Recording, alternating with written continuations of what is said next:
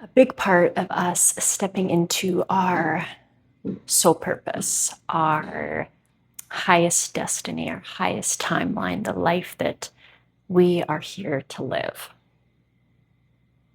So much of connecting to our truth, to our joy, to what lights us up to owning and sharing our unique gifts. First, we need to go through a process of deconditioning, of shedding the layers of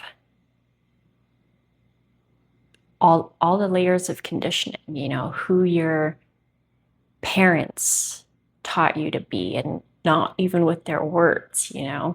Maybe they celebrated your achievements, or when you achieved, that's when you felt loved and you got attention.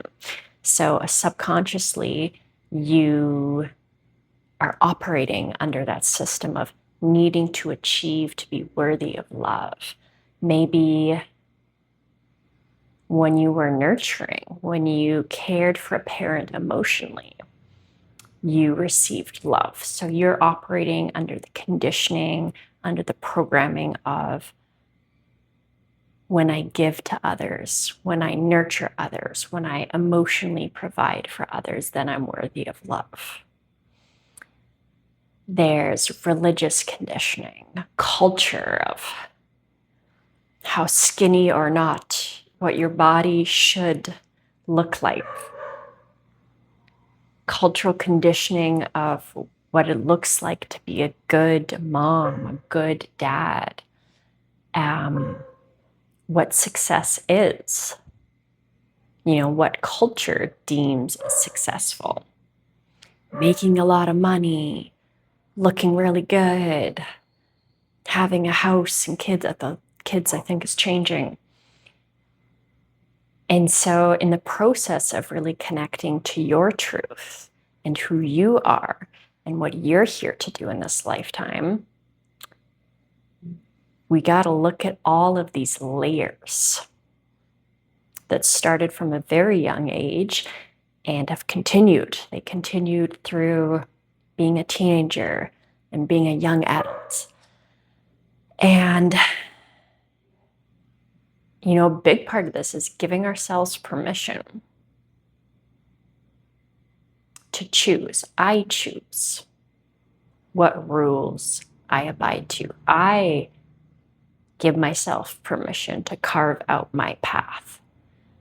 I choose what success looks like for me, what success is for me. For me, success is fulfillment. Success is sharing my unique gifts. Success is living my soul purpose. It's not related to money or to fame or to popularity or all these other things. But you get to define what success is for you. And you get to choose which of these societal rules, pressures, conditions that work for you. And some might. Maybe you do want to get married. Amazing. Maybe you don't. Amazing. There is no right way to do life. The right way for you is a way that's aligned to your truth. Success is honoring your truth.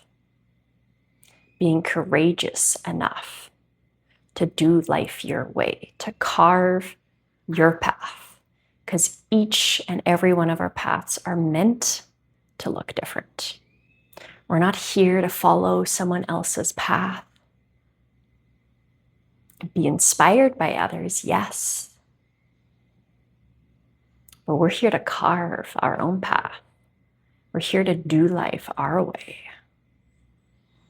And so connecting to your truth, being able to connect to what your way looks like, is getting rid of all of these layers of who you're not, of who you were told you should be, of what success looks like, of what being a good mom looks like. That we need to be this image of perfect, which is unattainable. It's seeing it and then making a conscious choice. What of these things do I choose? And which ones do I not choose? And then giving ourselves permission to do it our way. And the more of us that do this, the more we inspire others to give themselves permission to live life their way. The more of us that stop striving for perfection, the more it gives permission for others that they don't have to be perfect, because it is an illusion. It does not exist. But we try. We've been conditioned to try, right? And so much of this path is really peeling back the layers, becoming a witness to your patterns that helped keep you safe in childhood, which are now keeping you stuck. Whether that was making yourself small or demanding attention. Neither is your truth. Both of those were a strategy to feel safe, to feel loved as a child.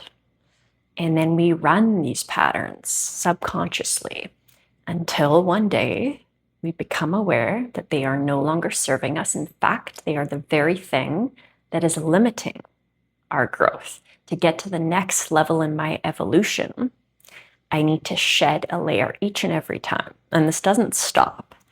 We're evolving our whole lives. We're growing, we're expanding. And each next evolution, there's a layer that you need to release in order to step into. There's something that's blocking you. Whether that's a fear, a limiting belief, an unconscious pattern that's keeping you safe, some conditioning. There's something that you need to release in order to flow into the new, right? Because when we're stepping into our next level, it shouldn't be a push, a force from the mind. If it's feeling that way, there's something that's blocking you. There's always new things, right? There's always deeper layers, deeper levels. So when you're feeling blocked, that is the invitation to do the inner work, because the outer is a reflection of the inner. So your outer world is always reflecting your inner world. So when you're feeling blocked, stuck, we think, I used to think that the answer is to do more, to try harder, to push harder. And what I have learned, and I'm very grateful to have learned, is that the answer is actually to go inwards, is to pause, is to find the limiting belief, the fear, the subconscious programming, the patterns that used to keep you safe, that are now keeping you stuck. What is blocking you? And when you do the deeper healing work around that, right? And sometimes that's just when you see it, you're no longer operating unconsciously out of it. But often it's some deeper work. There's some inner child healing. If it's a programming from childhood, it's slowly expanding your container, your energetic container, to hold, to feel safe in this next level of expansion. So it's being aware that you haven't felt safe. That's why it's feeling like a push. It's feeling resistance to step into this next level. So how can you be in your body and feel that safety as you take one tiny step? That's often the process, right? It's not launching these huge, big steps that are way outside of our comfort zone and then we retract back into the comfort. It's taking one aligned step and holding your energetic body, right? Feeling your safety. Journaling how that fear from childhood no longer is, right? In childhood, being small kept you safe because you weren't noticed, you didn't cause any problems. But now, being seen is your next evolution. And you are safe. So it's reparenting yourself, being with that younger part of yourself. It can be journaling your fears, writing them out, just seeing them so that they're not operating just below the surface, right? Acknowledging them. Often that's all I need to do is just acknowledge, oh, there's this fear, these fears. And then they kind of dissipate because they're seen. Sometimes I need to do some deeper work to feel them and move them out of my body. To journal about that was then, this is now. How is it different now? If there's a past failure holding you back, what were all the lessons from that failure? Failure, right? Nothing's a failure. We're always learning, growing. What are all the lessons? How are you different now? How do you hold yourself differently now? What are the tools you have that are different now? So then you don't need to unconsciously operate from that fear.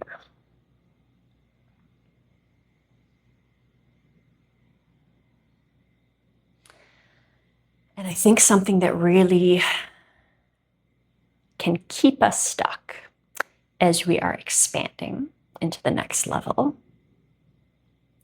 And I know for myself, I have these big visions, and often when I'm just daydreaming or being in presence, and our daydreams are our visions. That was a really beautiful awareness I had a few years ago because I'm a big daydreamer. I'm like, oh, these are actually my visions. And sometimes our visions are big and we can feel these big things that we're here to do. And sometimes it can feel so big and so far away that we're stuck in overwhelm or not knowing what to do. And when we are flowing with life, it is about being present right here, right now. See the visions, feel them, daydream, and then come back into this moment. And what is the next inspired step? And it's releasing control, that I think that I have to have the plan to work out all the steps, that I could possibly know the best way to do it.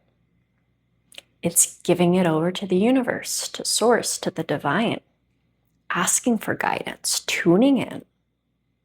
What are you inspired to do? What is someone you're inspired to reach out? Your next inspired step, and trusting divine timing. I've had ages ago, I was like, okay, I got to upgrade my website. And I was working on it, and it was just hard. I don't know why it was hard. I was redoing my color design and there was a block. Couldn't figure it out. It just wasn't, it was not flowing. So I was like, okay, let's leave it. And then months later, I felt inspired, just randomly. Okay, let me look at my website again. And then one sitting, figured out the color scheme, changed things up, redesigned it, so much ease, so much flow. And I didn't need to do my website those months earlier, because those months in between, it was like a beautiful spiritual chapter and a deepening, and I wasn't so out there marketing. It was inwards, it was expanding, it was growing. So I didn't need to have an updated website. And when I was ready to have one, I just felt the inspired flow, and it was easy.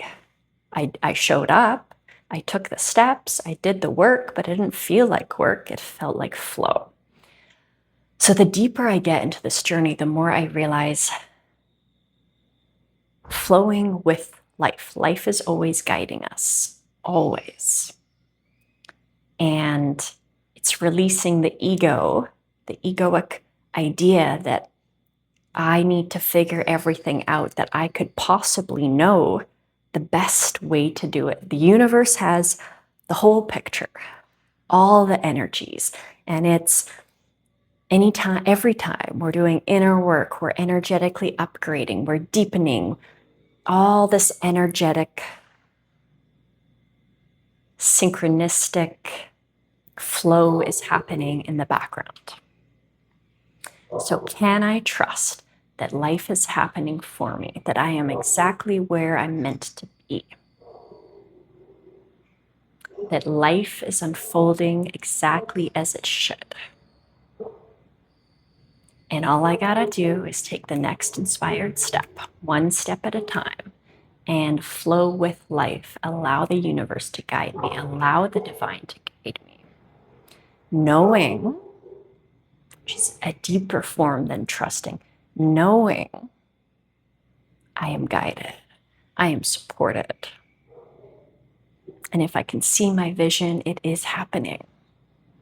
So can I create from the joy and the knowing that it's happening?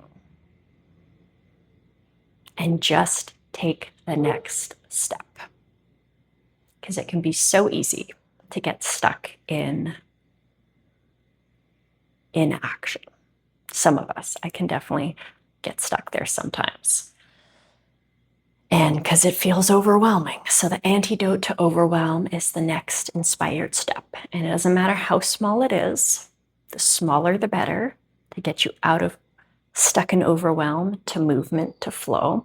And as you take one step, then the universe will give you the next step. And then the universe will give you the next step. But sometimes we want the next few steps. We want to know where it's going. So we don't take the first step. But then the universe is like, well, I'm not going to give you the next step if you're not taking the first step. So as soon as you take that first step, the next is revealed. You're in flow now. And when you're in flow, the universe, life force energy can flow through you. Now you are in flow with life. You are moving with life. So when you're feeling stuck, when you're feeling stagnant, tiny steps. The smaller the step, the less resistance. But then you're telling life, we're in flow. I'm listening. And ask. That's been a huge one for me. Ask your guides. Ask Source, the divine, for guidance, for help. If you're feeling low vibe, low energy, if you're numbing, ask for help. And you'll receive the help.